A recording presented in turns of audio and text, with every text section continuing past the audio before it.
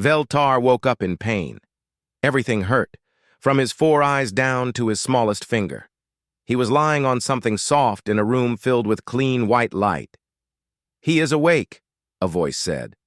Veltar turned his head and saw a Federation medical officer checking instruments next to his bed.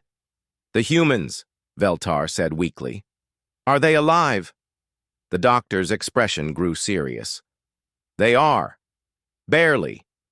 The rescue team found all 4 of you in an emergency pod deep inside the destroyed bioship. You have been unconscious for 3 days. 4 of us? You, and the 3 humans. Captain Taemin has been awake since yesterday. He refused medical treatment until he knew you were safe." Veltar tried to sit up, but the doctor pushed him gently. "Back down. Rest. Your injuries are healing, but you need more time. I want to see them. Later. For now, you should know that your mission was successful. The Devourer swarm has retreated beyond Federation space. Admiral Nixta says you saved the fleet." The doctor left, and Veltar lay in his bed thinking about what had happened. The humans had planned a suicide mission, knowing they would probably die. But somehow, they had survived. And somehow, Veltar was beginning to understand that surviving impossible situations was something humans did regularly. The next day, he was allowed to walk to the humans' medical bay. He found them in a large room with windows looking out at the stars. Taemin was sitting up in bed reading a datapad. Bo-Ra was working on some kind of electronic device despite having bandages on both arms. Hyun was doing exercises, moving carefully but steadily. "Veltar," Taemin smiled when he saw him. "How do you feel?" "Like I was crushed by a falling mountain." "How are you alive?" "Bo-Ra managed to get the emergency pod working just before the bioship exploded," Taemin explained. "It was damaged, but it kept us alive long enough for the rescue ships to find us. I thought you were planning to die." "We were prepared to die," Bo-Ra corrected. "But we always plan to live if possible." Veltar sat down in a chair next to Taemin's bed. "I still do not understand. You risked everything for people you barely know. Why?" "Because it was necessary," Hyun said, not stopping his exercises. "The Federation fleet could not defeat the Devourers using conventional tactics. Someone had to try something different. But why you? Why not trained soldiers?" "Trained? Soldiers follow training," Taemin said. "Sometimes training is not enough." Over the next week, as they all recovered from their injuries, Veltar spent more time with the humans. He asked them about their world, their history, their way of thinking. What he learned made him understand why Admiral Nixta had been both impressed and worried. Humans came from a world that had tried to kill them constantly. Natural disasters, diseases, ice ages, asteroid impacts. Other species would have been destroyed by any one of these catastrophes. Humans had survived them, all by learning to adapt faster than their environment could change. "We call it evolution," Bo-Ra explained. "Not just physical changes, but mental ones. Learning to think in new ways when old ways stop working. That is why you could defeat the Devourers," Veltar realized. "You think differently than other species." "We think like survivors," Taemin said. "Most species fight to preserve what they have. Humans fight to ensure something survives, even if we have to sacrifice everything else. Including yourselves. Especially ourselves." Veltar thought about that as he watched Federation ships moving through space outside the window. The humans had saved the Federation by being willing to die for it, but they had also revealed something about themselves that made him nervous. A species that could use death as a weapon was a species that could never truly be defeated. They might lose battles, even lose wars, but they would keep fighting until either they won or there was nothing left to fight for. Admiral Nixta visited them on their last day in the medical bay. She looked tired but relieved. The Council has decided to offer humanity full membership in the Federation, she announced. Your actions during the Devourer crisis have proven your value as allies. We are honored, Tae-min said formally. There is more. The Council wants to establish a joint military academy, human tactics and Federation technology combined for mutual defense. Veltar saw something flicker in the human's eyes. Interest, excitement, and something else that made him uncomfortable. That would be very useful, Hyun said carefully. After the Admiral left, Veltar asked the question that had been bothering him. You are pleased about the military academy. Of course, Bo-Ra said. There is much we can learn from each other. What do you want to learn? How to build better ships, more efficient weapons, improved defensive systems. And what will you teach in return? Tae-min was quiet for a long moment. How to win wars that cannot be won. That evening, Veltar found himself alone with Tae-min in the observation lounge. The human captain was looking out at the stars with an expression that Veltar could not read. Can I ask you something personal? Veltar said. Yes. When you decided to crash into the bioship, were you afraid of dying? Yes, Tae-min said without hesitation. But you did it anyway. Fear is not the enemy, Veltar. Fear keeps you alive. The enemy is letting fear control your choices. How do you control it? Practice, experience, understanding that some things are worth dying for. Like what? Tae-min turned to look at him directly. The future, the idea that tomorrow might be better than today. The chance that someone else might live because you chose to risk your life. Even for strangers? Especially for strangers. When you save someone you do not know, you are saving the idea that life has value. That is worth any sacrifice. Veltar felt a chill run through his body. The humans spoke about sacrifice like it was a natural thing, as normal as breathing. They had learned to use their own mortality as a tool. Tae-min, can I tell you what frightens me about your species? Please do. You are not cruel or violent by nature. You are actually very kind. But you understand warfare in ways that professional soldiers do not. You think about death like other species think about dinner. And you do all of this while smiling and offering to help with repairs. Tae-min nodded slowly. I understand your concern. Do I have reason to be concerned? That depends, Tae-min said. Are you planning to threaten something that humans care about? No. Then you have nothing to fear from us. Humans are dangerous only to their enemies. How do you define enemies? Beings who try to harm innocents. Creatures who destroy rather than create. Forces that seek to end hope. The simple words carried a weight that made Veltar's skin crawl. He was beginning to understand that humans did not just fight their enemies. They hunted them. With patience, intelligence, and a willingness to sacrifice everything to ensure that evil did not triumph. The Federation has been fortunate to meet you as friends, Veltar said finally. Yes, Tae-min agreed. Very fortunate. A month later, Veltar stood on the bridge of a Federation ship approaching Earth. The blue and white planet looked peaceful from space, covered in clouds and oceans. It was hard to believe that such a beautiful world had produced beings capable of what he had witnessed. There, Bo-Ra pointed to one of the continents. That is Korea, where we were born. It looks so calm, Veltar observed. It is now, Hyun said. But our history is full of wars, invasions, and disasters. Koreans learned to survive by being strong when they had to be, and wise when they could be. Like all humans? Like all humans, Tae-min confirmed. As their ship entered Earth's atmosphere, Veltar saw cities and farms, mountains and rivers, millions of humans living their daily lives, most of them probably unaware that their species had just saved an entire galactic civilization.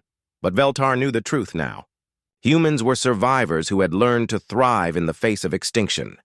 They were warriors who fought not for glory or conquest, but for the simple idea that life should continue. They were the most dangerous species he had ever encountered, precisely because they were also the most compassionate. At the spaceport, thousands of humans had gathered to welcome the first official Federation delegation to Earth. They cheered and waved, celebrating this moment of first contact with the galaxy. Veltar looked at their faces and saw curiosity, excitement, hope for the future. But now he also saw something else. The same quiet determination that Taman had shown when deciding to crash his ship into the pirates. The same willingness to sacrifice that Bora had displayed when rigging explosives in the bioship. The same tactical intelligence that Hyun had used to outthink professional soldiers. Every human in the crowd was a potential warrior, not because they loved violence, but because they loved life enough to fight for it. "What are you thinking?" Taemin asked as they prepared to leave the ship. "I am thinking that the galaxy has changed," Veltar said. "The Federation thought it was welcoming a new member species. Instead, it has awakened something that has been sleeping. And what is that? A species that knows how to win." As they walked down the ramp toward the waiting crowd, Veltar realized that he had learned something important about himself as well. He was no longer the same Kalani scout who had responded to a distress call in the Outer Rim. He had seen what true courage looked like, and it had changed him. Battling alongside humans had been the day he faced true terror. Not the terror of death, but the terror of understanding what it meant to be truly alive, to care about something more. Veltar's long fingers moved across the control panel of his scout ship.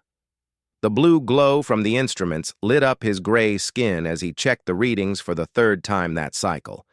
Everything looked normal in this empty part of space. 2. Normal. He had been patrolling the Outer Rim for 2 standard years now. The Kalani Federation sent scouts like him to watch for trouble. Pirates, smugglers, and worse things that came from the dark between stars. Most days, nothing happened. Today felt different. The ship's alarm made a soft sound. Veltar's 4 eyes focused on the scanner display. Something was moving fast toward him from behind the small moon ahead. No, not toward him. Past him. And something else was chasing it. Veltar's ship was built for watching, not fighting, but he had seen enough battles to know what the scanner was showing him. A small ship was running from 3 larger ones. The big ships had the jagged look of void hunter vessels, pirates who killed for fun after they stole everything valuable. The small ship was strange. Veltar had never seen anything like it. The metal looked rough and simple, but it moved in ways that seemed impossible. Sharp turns that should have torn it apart. Speed changes that should have killed anyone inside. A message came through his radio. The voice was speaking in a language Veltar did not know, but the fear in it was clear. Then his ship's computer started working on the words. After a few moments, it began to translate. "This is Captain Taemin of the exploration vessel Soul's Light. We are under attack by unknown hostile ships. Our weapons are damaged, engines failing. If anyone can hear this, please help us." Veltar felt his stomach tighten. Federation rules were clear. Scouts were supposed to watch and report, not get involved in fights. He should call for help and stay hidden. The Void Hunters would kill him just as fast as they would kill the strangers. But something in the captain's voice made him pause. Not panic, not begging, just a simple request for help, spoken like someone asking for directions. The strange ship took another hit from the pirates. Veltar could see pieces of metal flying off into space. The ship slowed down, hurt badly now. The 3 Void Hunter ships moved closer like hungry animals. Veltar made his choice. He pushed his engines to full power and activated his ship's weapons. They were not very strong, but they might be enough to surprise the pirates. His ship shot forward toward the battle. The first Void Hunter ship never saw him coming. Veltar's energy beams hit it from behind and damaged its engines. The ship spun out of control, no longer a threat. The other two pirates turned to face this new enemy. They were bigger than Veltar's scout ship and had more weapons, but they were also slower and not very smart. Veltar used his ship's speed to stay away from their big guns while hitting them with quick attacks. The strange ship, called Soul's Light, was still moving, but barely. Veltar could see that it was leaking air and fuel into space. Whatever these beings were, they would die soon if the pirates did not finish them first. One of the Void Hunter ships got lucky and hit Veltar's ship with a blast that made his controls spark and smoke. He was in trouble now.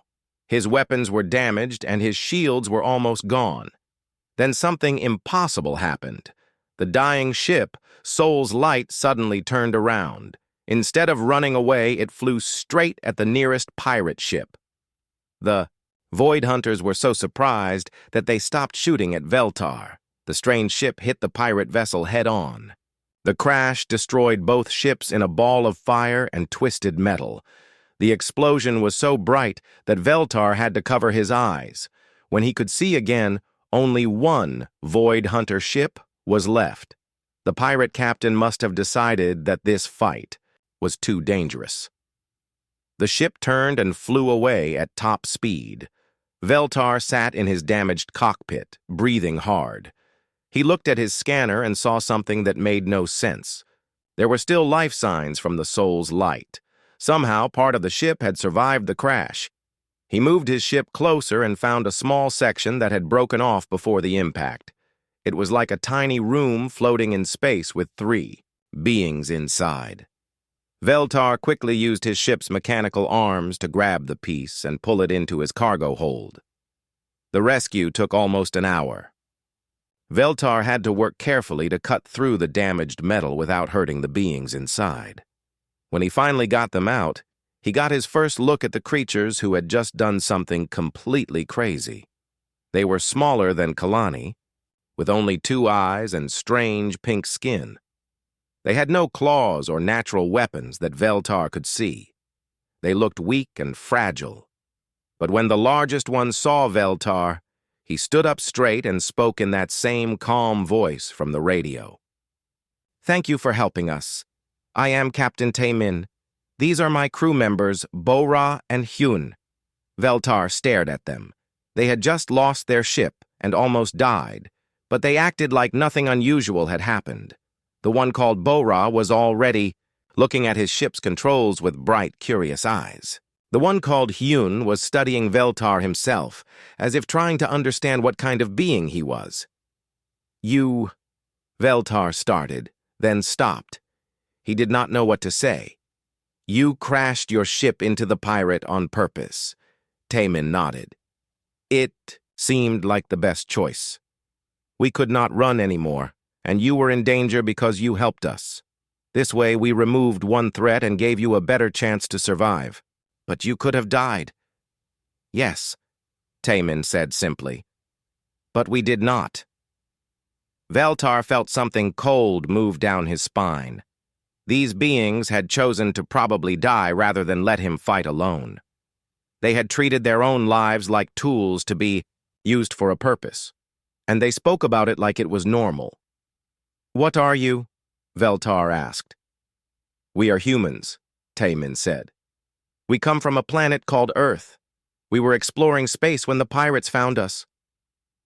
"Humans," Veltar repeated the word slowly. He had never heard of this species before. "Are all humans like you?"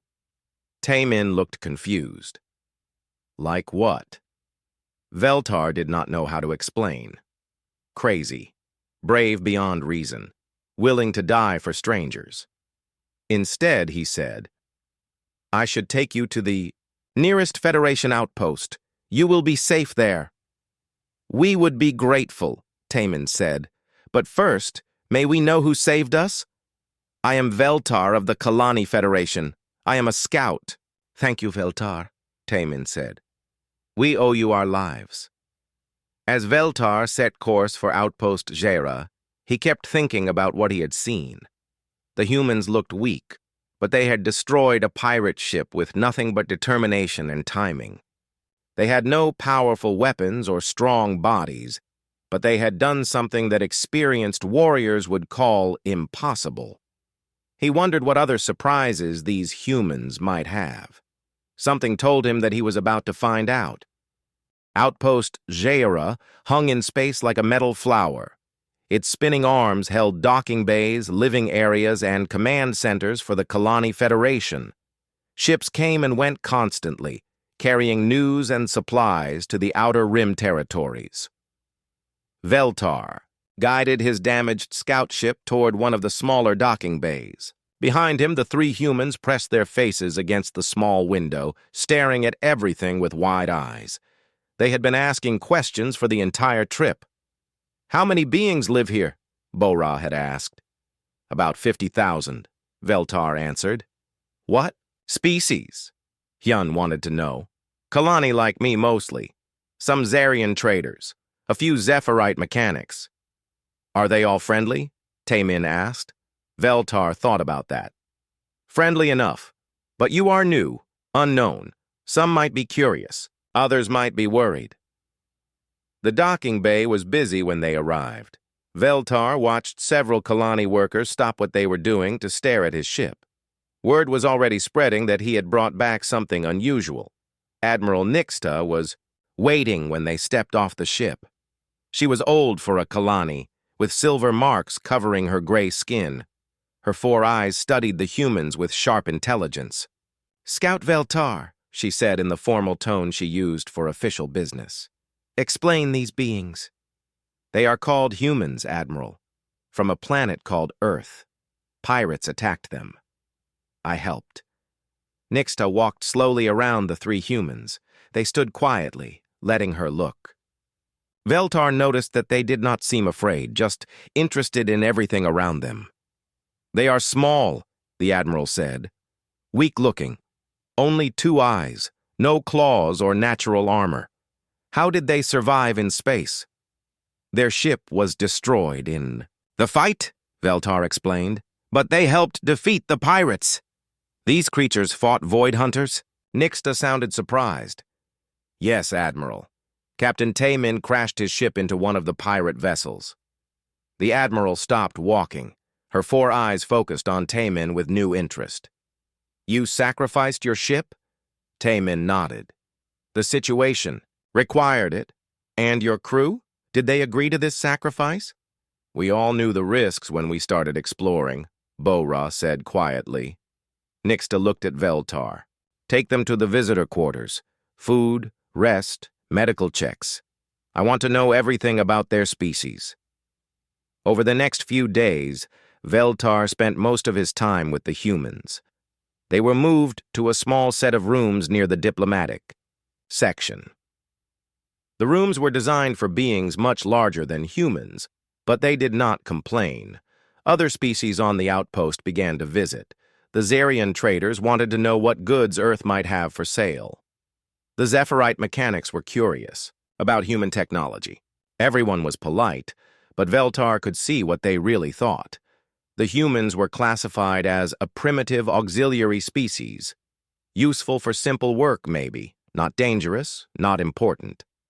Veltar might have agreed, except for what he saw when no one else was watching. Bo-Ra had asked to see the outpost's engineering section. The chief engineer, a proud Kalani named Torvan, had agreed to give her a tour.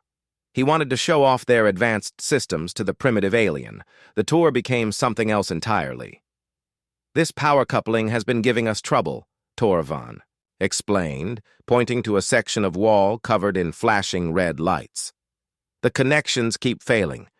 We have ordered new parts, but they will not arrive for 30 days. Bo-Ra studied the problem for a few minutes. Then she picked up some spare materials from a nearby workbench and started connecting them in ways that made no sense to Veltar. "What are you doing?" Torvan asked. "Making a temporary fix," Bo-Ra said. Her hands moved quickly, twisting wires and adjusting settings. "Your system is trying to push too much power through connections that are too small. This will spread the load across multiple pathways." When she finished, The red lights turned green. The power coupling that had been failing for weeks was working perfectly. Torvan stared at the repair with all four eyes. "How did you know to do that?" "Basic engineering," Boras said with a smile. "When something breaks, you find another way." Similar things happened with Yun. The outpost's security chief, Draktar, had invited him to watch a training exercise. New security officers were practicing combat scenarios in a virtual reality room. The scenario was simple. A hostile ship had docked with the station. The security team had to find and stop the invaders before they reached the command center. B. Kalani trainees failed 3 times. They used standard tactics, followed proper procedures, and lost every time. "May I try?" Hyun asked politely. Draktar laughed. "You have no military training." "No formal training," Hyun agreed, "but I might see something different." The security chief let him enter the simulation. Veltar watched through the observation window as Hyun studied the scenario. Instead of following the same paths the Kalani had used, he did something unexpected. He ignored the invaders completely. While the enemy team was fighting their way through the station's security, Hyun went to the docking bay and damaged their ship's engines. When they tried to escape after completing their mission, they found themselves trapped. "Interesting," Draktar admitted. "You focused on their exit strategy instead of stopping their attack.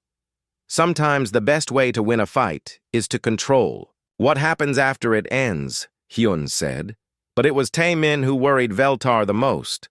The human captain spent hours in the station's information center, reading about the galaxy. He asked questions about trade routes, military strength, and political relationships between species. He was polite and friendly, but he was learning everything he could about the Federation. "Your people seem to have a good system," Tae-min said during one of their conversations. "Peace through cooperation, shared resources, protection for smaller species." "It works well," Veltar agreed, "most of the time." "Most of the time?"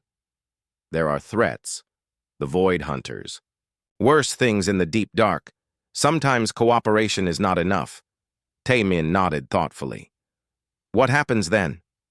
"We fight. We defend ourselves as best we can. And if fighting is not enough?" Veltar felt uncomfortable with the question. We try to find another way, negotiate, retreat if necessary." "Ah," Tae-min said quietly. "We do things differently on Earth." "How do you mean?" "When fighting is not enough, we fight harder." The simple words sent a chill through Veltar. There was something in Tae-min's voice that reminded him of the moment when the human had chosen to crash his ship into the pirate vessel. Not anger, not fear, just quiet determination.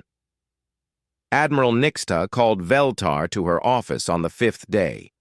"Your humans are causing quite a stir," she said. "Half my engineering staff wants to learn their improvisation techniques. My security chief is asking if we can recruit more of them." "They are intelligent," Veltar said carefully. "Yes, but also dangerous, I think." Veltar looked surprised. "Dangerous? They are smaller than us. Weaker. They have no weapons." "No," the Admiral said slowly. "They are weapons. Did you see the engineering repair? The tactical simulation? These beings do not think like us. They do not follow our rules. Is that bad? I do not know yet." Nixta turned to look out at the stars through her office window. "They are requesting passage to Earth. They want to bring back more of their kind for formal contact with the Federation. Will you approve it?" "Yes. But I want you to go with them. Learn about their world. Understand what kind of species we are dealing with." Veltar felt nervous about the assignment. The humans seemed friendly enough, but there was something about them that he could not understand. They spoke of their history sometimes, wars that lasted for years, disasters that killed millions, diseases and famines and natural catastrophes. Any one of those things would have destroyed most species. Humans had survived them all. Not just survived, they had grown stronger. One more thing, Admiral Nixta said as Veltar prepared to leave. The humans asked for access to our military history database. Battle records, tactical analyses, weapon specifications. Did you give it to them? Some of it. The public records. The Admiral's 4 eyes met Veltar's 2. They read everything in less than a day. All of it. Hundreds of years of warfare, and they absorbed it like they were studying poetry. Maybe they learn quickly. Maybe, the Admiral said. Or maybe they understand war in ways we do not. That night, Veltar found Taemin in the observation lounge, looking out at the stars. The human seemed peaceful, almost relaxed. Beautiful, is it not? Taemin said without turning around. Yes, Veltar agreed. Do you miss your home? Every day, but space is beautiful too. So much to see, so much to learn. The Admiral is sending me with you to Earth. Good. You will like it there, I think. Different from here, but good in its own way. Veltar sat down next to the human. Taemin, can I ask you something? Of course. When you crashed your ship into the pirate vessel, were you afraid? Taemin was quiet for a long moment. Yes, he said finally. Fear is useful. It keeps you alive, but it should not control your choices. How do you control it? Practice, Taemin said simply. Humans have had a lot of practice with fear. Veltar thought about that as they sat in comfortable silence watching the stars. He was beginning to understand that there was much more to humans than anyone realized. They looked weak, but they had survived things that would break stronger species. They seemed peaceful, but they understood warfare better than professional soldiers. Tomorrow they would begin the journey to Earth. The emergency alarm woke Veltar from deep sleep. Red lights flashed in his quarters aboard the Federation vessel that was taking them to Earth. He had never heard this particular alarm before, but his body knew what it meant. Danger. Real danger. Captain. Taemin was already awake when Veltar reached the humans' quarters. So were Bo-Ra and Hyun. They were sitting calmly, fully dressed, waiting. How long have you been awake? Veltar asked. We do not sleep deeply in unknown places, Hyun said quietly. A Kalani officer appeared in their doorway. All passengers report. To the main briefing room immediately. The briefing room was crowded with beings from different species. Veltar saw Kalani officers, Zerion traders, and several diplomats he did not recognize. Everyone looked worried. Admiral Kreshna, the ship's commander, stood at the front of the room. His 4 eyes were dark with fear. I have received word from Federation Command. The Devourer swarm has broken through our outer defenses in the Andromir system. Veltar felt his blood turn cold. The Devourer swarm was a nightmare from the old stories, ancient enemies that turned entire worlds into empty rock. They had not been seen for over 200 years. How many ships? Someone asked. Preliminary reports suggest at least 500 biovessels, possibly more. Whispers filled the room. 500 Devourer ships could destroy everything in 3 star systems. Our orders are to return to Federation space immediately, Admiral Kreshna continued. All available vessels are being recalled for a final defensive action. Veltar noticed that the humans were listening carefully, but showed no fear. Taemin raised his hand. Admiral, what exactly are these Devourers? Kreshna looked surprised by the question. You do not know? They are biological weapons created by an extinct species. Living ships that consume matter and energy to reproduce themselves. They turn planets into food and use the energy to build more ships. How do you usually fight them? Bo-Ra asked. Energy weapons can damage them, but they heal quickly. Nuclear weapons work better, but they adapt to radiation. The best strategy is to avoid them entirely. But you cannot avoid them now, Hyun observed. No. They are moving toward the core worlds. If we cannot stop them in Andromir, billions will die. The briefing ended with orders for everyone to prepare for emergency jumps to Federation space. The journey to Earth was canceled. Instead, they would join the desperate defense of their civilization.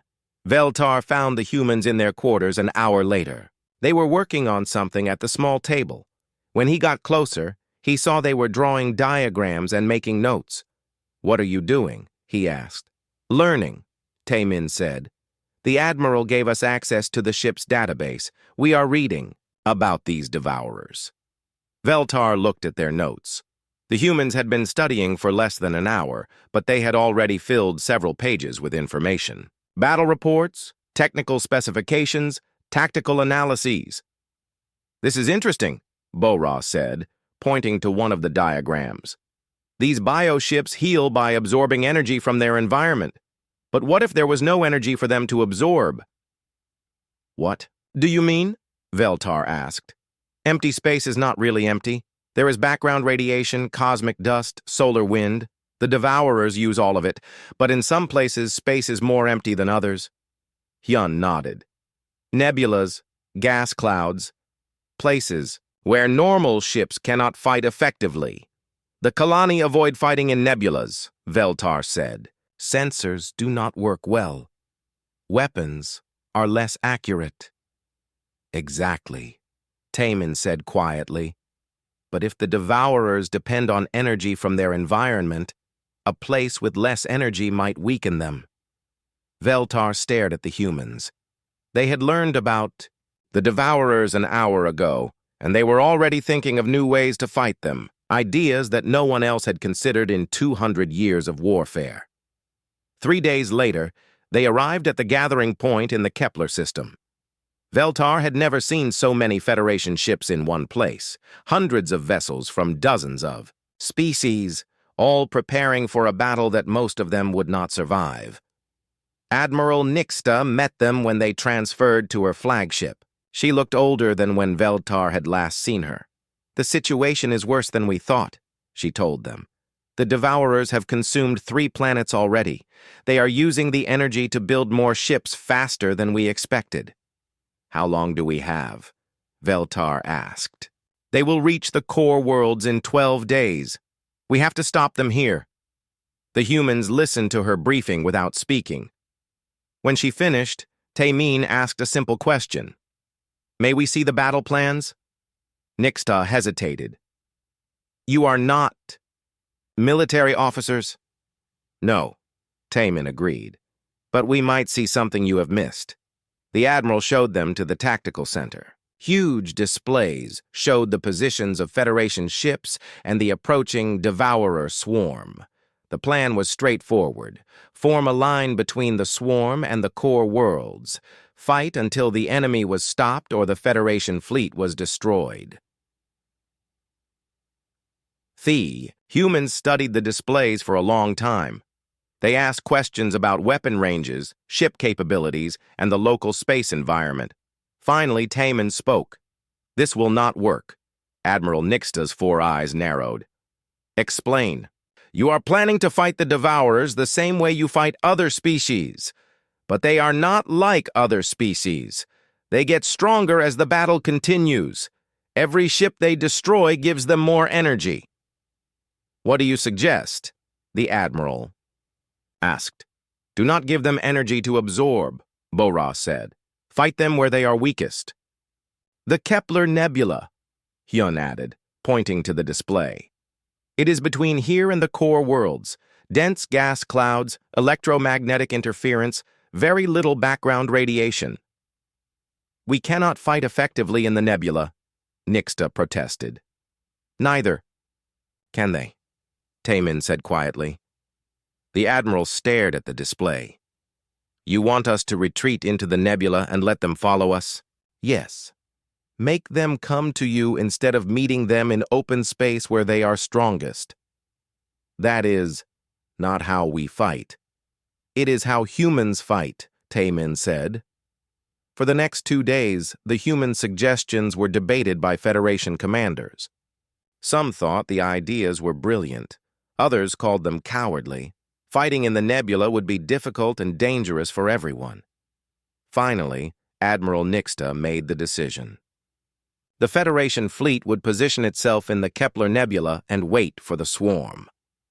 On the day of the battle, Veltar stood on the bridge of Admiral Nixta's flagship. Through the main screen, he could see the swirling colors of the nebula around them. Other Federation ships were barely visible through the dense gas clouds. The humans were on the bridge, too. Admiral Nixta had asked them to stay close in case their advice was needed again. "Devourer ships detected," the sensor officer announced. "They are entering the nebula." "How many?" Nixta asked. "At least 400, possibly more. The interference makes it hard to count." Veltar watched the tactical display as red dots appeared at the edge of their sensors. The Devourer swarm was coming, moving slowly through the nebula's dense gases. "All ships, prepare for battle," Admiral Nixta ordered. But Taemin stepped forward. "Admiral, wait!" "What is it?" "Do not attack them yet. Let them come deeper into the nebula first." "Why?" "Because the deeper they go, the less energy they will have to heal themselves.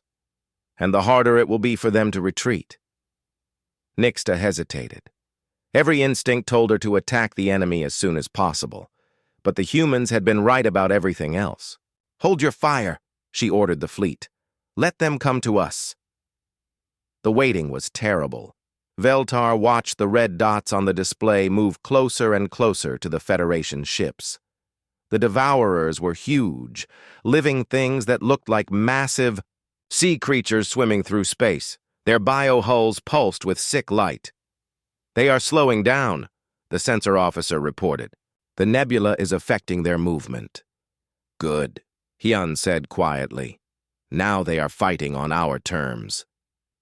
When the battle finally began, it was unlike anything Veltar had ever seen. The nebula turned space combat into a nightmare of confused signals and half-seen enemies. Ships appeared and disappeared in the swirling gases. Weapon beams scattered and weakened by the dense particles. But the humans had been right. The Devourers were affected even more than the Federation ships.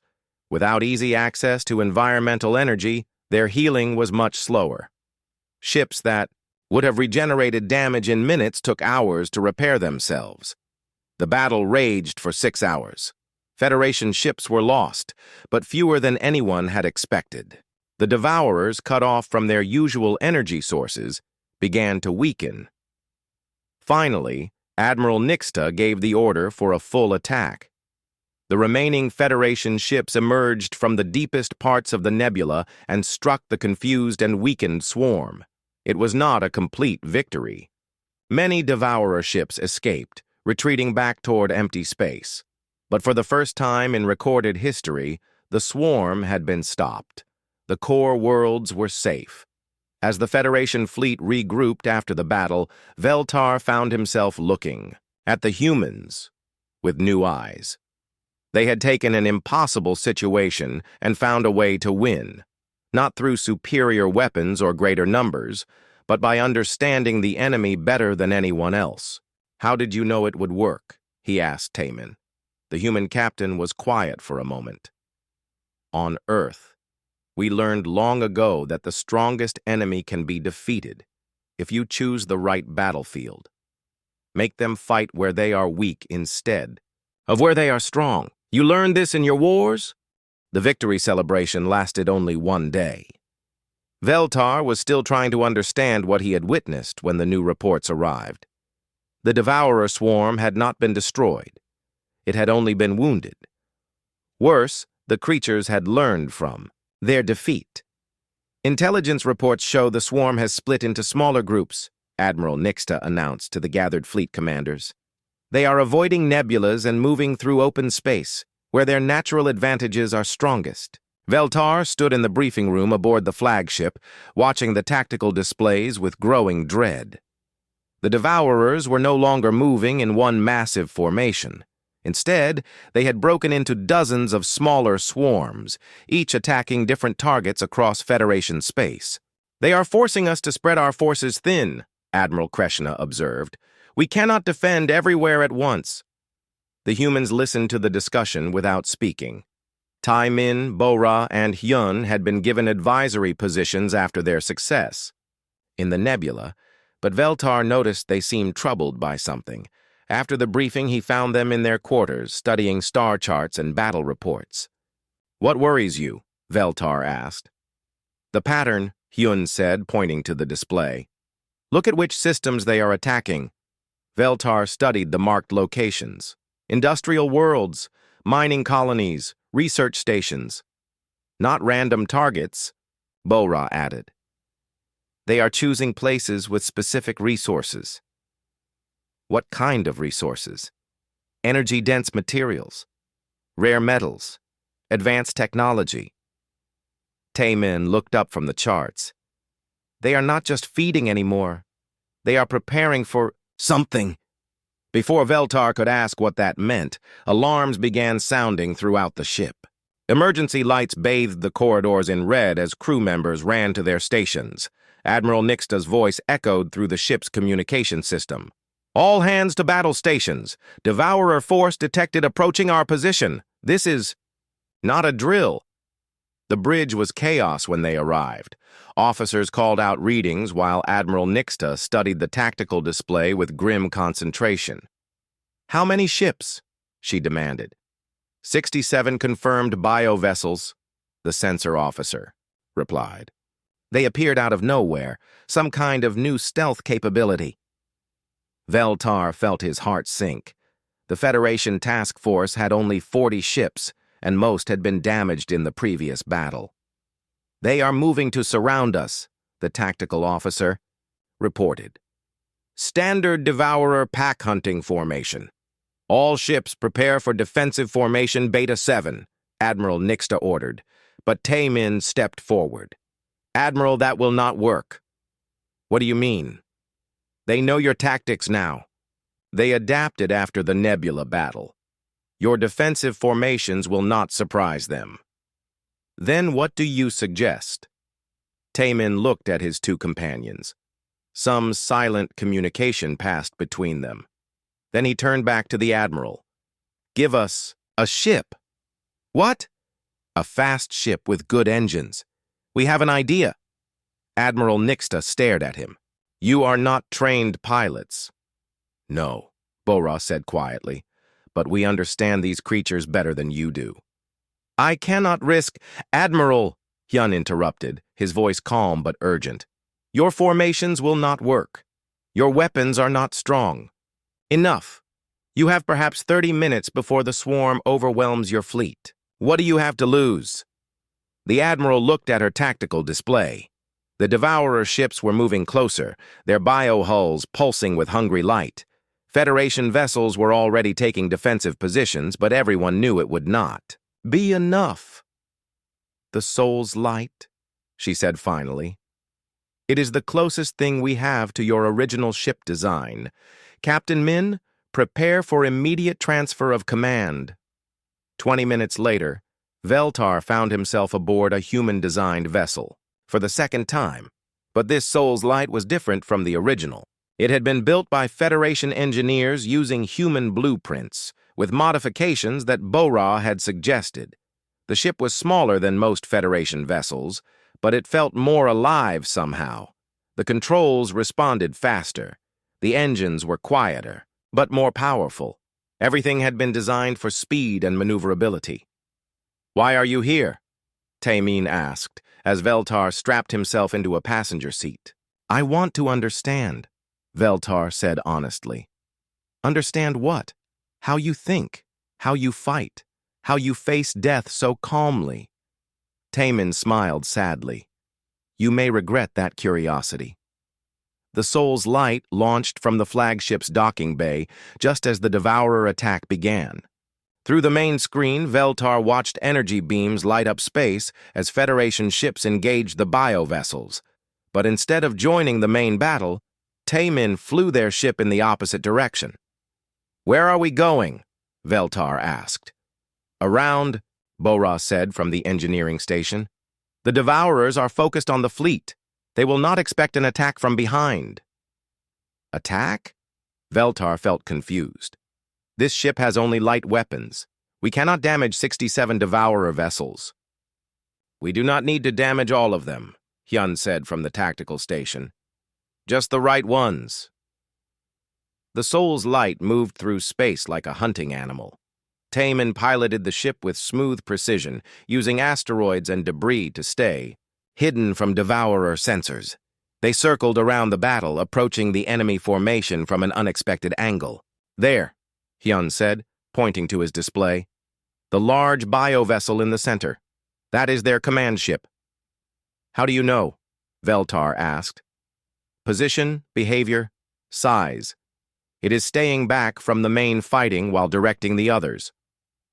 Human, armies work the same way. You want to attack their commander. Better than that, Bora said with a grin that made Veltar nervous. We want to capture it. Capture a Devourer ship? Veltar could not believe what he was hearing. That is impossible. Difficult, Taemin corrected. Not impossible. The Soul's light moved closer to the command bio-vessel. It was enormous, at least 3 times the size of their ship. Its hull writhed with organic movement, and Veltar could see weapon ports opening and closing like breathing mouths. What exactly are you planning? He asked. Ramming speed, Taemin said simply. Veltar felt his blood turn to ice. You cannot be serious. Very serious, Bora said, working frantically at her controls. But not the way you think. I am modifying our shield generators. Instead of deflecting energy, they will create a containment field. Containment for what? For us, Hyun explained. When we hit the command ship, the shields will keep a section of our hull intact, a survival pod, essentially. And then what? Then we board their vessel and destroy it from the inside. Veltar stared at them in horror. They were planning to crash their ship into the enemy, survive the impact, and then fight Devourers in hand-to-hand combat. It was the most insane plan he had ever heard. You will die, he said. Maybe, Taemin agreed. But if we succeed, the Devourer formation will lose coordination. The Federation fleet will have a chance to win. And if you fail, then we die fighting instead of running. Humans prefer that. The Soul's light accelerated toward the command bio-vessel. Veltar watched their speed increase on the display, knowing that they were flying toward certain death. But the humans seemed calm, almost peaceful. Veltar, Taemin said as they approached ramming speed.